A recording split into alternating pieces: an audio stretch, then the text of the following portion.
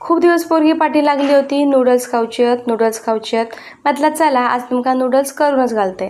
त्यासाठी कढईमध्ये ना इकडे पाणी उकळत ठेवलं आहे आणि त्याच्यामध्ये ना थोडासा मीठ घातलं आहे आणि थोडासा तेल घातलं आहे. यामुळे नूडल्स ना एकमेकाक चिकटत छान असे सुटसुटीत नूडल्स बनतात. तर 90% नूडल्स असे शिजवलं आहे आणि बाहेर काढलं आहे आणि त्याच कढईमध्ये घातले तेलामध्ये ना आलं लसूण घातले, असा बारीक कापलेला मिरची घातलं. या सगळं असं 2 मिनटं परतले मोठ्या गॅसवर आणि त्यानंतर उभं चिरलेलं कांदो यामध्ये घालून घेतलंय.